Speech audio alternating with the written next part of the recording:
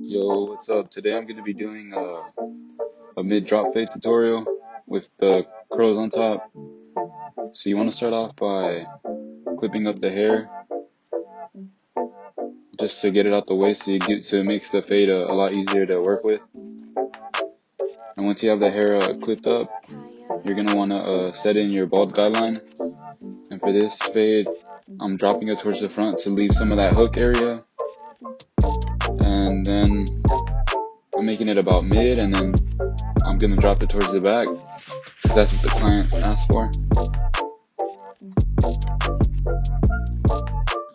So you want to make sure you're getting rid of all that hair from the beginning, just to save time later in the haircut. You don't want to keep going back. And same thing on the other side. Start at the temple, or drop it towards the temple, and then just connect it to the back.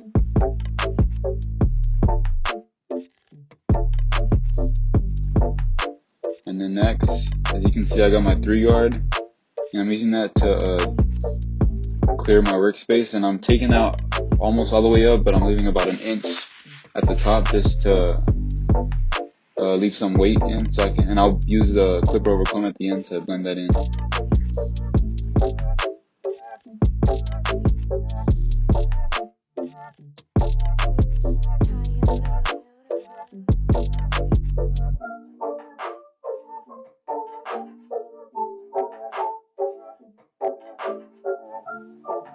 Alright, now I got my clipper lever open, and I'm making a guideline about half an inch to an inch thick. And usually I'll go around the head and do the entire guideline, but for video purposes I'm only doing one side. And now you want to go ahead and slowly close that lever. I have it about halfway right now, and you want to take that about half of your guideline up. You don't want to go past that, because then you're not really fading, you're more just taking the blend higher and higher, and you don't want that. And then you slowly want to close it as you go lower, just to get rid of that line. And then next, you can see I got the 1-guard, starting lever open and going up another inch to half inch. And yeah, you just want to make sure you're sending them in neat and passing on multiple times just to ensure all that hair is cut nice and even. And again, once you got that, you want to slowly start to close it. And usually with the 1-guard, I put it about halfway and go up about 2/3 of the way up my guideline, and then close it and go up about halfway through the guideline, and that usually does the trick. And then it won't fully get rid of the line, so you're gonna have to go back in with the 1/2-guard, and using the corner, you want to get rid of all those little dark spots. And I have it about halfway right now, and I'll slowly close it as I work my way down.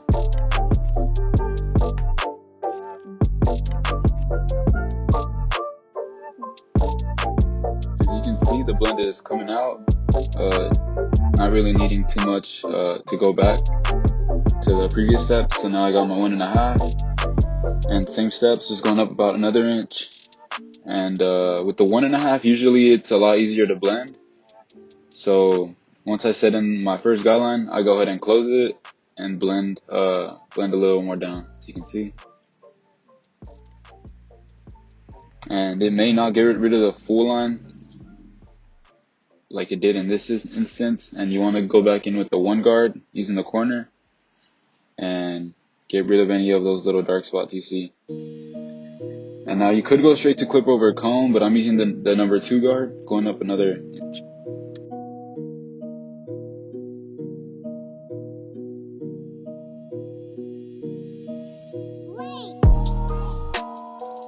Now as you can see, I'm going in with my clip over comb, and you don't want to dig in. You always want to make sure that comb is pointed either straight outward or slightly pointed towards you, depending on how much weight you want to keep and the shape of the head. And that's pretty much done with that side. Now I'm going to move on to the other side, and you guys already, it's going to be the same steps, so I'm going to speed it up a little. You can see I'm starting off with my lever open again, slowly working my way down. And yeah, you just want to You just want to make sure you're closing that lever as you're going, or you want to make sure you're going lower as you're closing that lever, because you just don't want to keep raising the fade.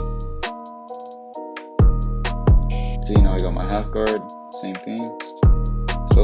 Slowly closing that until my line is fully out. Now the 1.5, going up about another inch.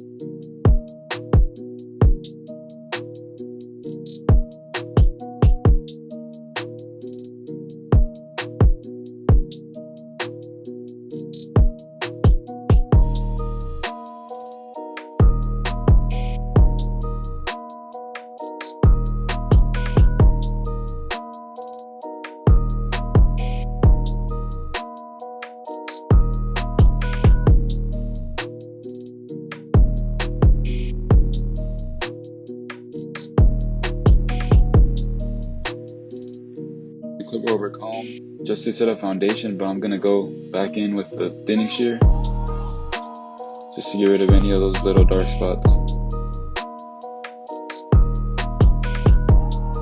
And you want to take this slow, little by little. You don't want to patch the client, you just want to get rid of the tips of the hair, and you want to do this all around the head. You can see the blend is slowly coming together, and I will still go back in detail later, but now we're moving on to the hairline. You want to start out by pinning the hair, and just do what you have to make it as easy for you as possible. And you want to comb that hair down, make sure it's all you're not grabbing any of the hair from on top, just the baby hairs. And I'm taking my one guard fully closed, going with the grain, and this just gets rid of any excess hair, just helps you see where that lineup really is. Now you always want to start in the middle and go up to the highest corner.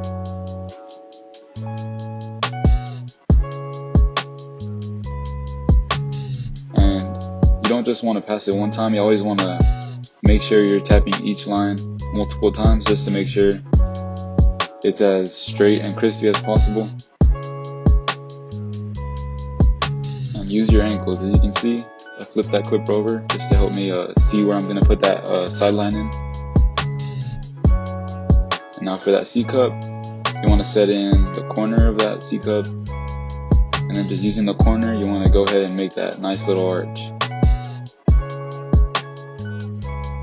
As you can see, it's not just once, I'm hitting it multiple times to get as crispy as the line as possible. And don't worry if it's not the crispiest yet, we're going to go back in with the razor and get it nice and sharp. And now just move on to the other side, and you just want to match it. Same thing, you may not get it on the first try, but just keep tapping and tapping until you see it. And one thing that really helped me was looking at the lineup like face on. You can see like what needs to be adjusted. As you can see on the left side of this client, it's a little lighter, grows a little not as full as the right side. So I started off with the C cup and then putting in that sideline just to help me see where it goes. As you can see, just going back in. And now I'm going in with my 245 enhancement. You can see just using it to fill in any of those little light spots. Just makes the cut pop just a little more. As you can see, the cut is pretty much done, but you always want to go back in and detail. Now I'm going in with my razor, making sure all those lines are nice and sharp. You can see using the backhand. Just want to do whatever it takes to get that nice and sharp line. Just use your angles, guys. Don't be afraid to put your hand in the client's face or anything. And now I'm doing a quick little eyebrow cleanup. With this, you just always want to remember to keep it natural. Make sure you're stretching that skin. And yeah, just get rid of any little hairs you see that look out of place. You can see I'm using my different angles to get all those extra little hairs. You could have used the scissors, but I just like to use the razor. You can see, stretch that skin, use your angles, and yeah, just keep it natural, and that's how you get the nice eyebrow cleanup. And now I'm going in for my Babyliss shaver, making sure you're not going into the fade, but staying right below, keeping it nice and tight. And this just makes your blend have that little extra pop, that little extra transition. As you can see, making sure I'm getting everything. And if you do leave a line, you just want to go in for trimmer. In this case I didn't, but I did see some spots I could hit. I'm going in with that half guard, using that corner, just trying to perfect that blend. As you can see, got that line out. And on this side too, there's a little line, just going with that half guard until it's fully out. You can see that cut is coming out fresh. And yeah guys, that's the cut. It's a full 360. Let me know what you guys want to see next, how I can improve, and yeah, stay tuned for more. Later guys.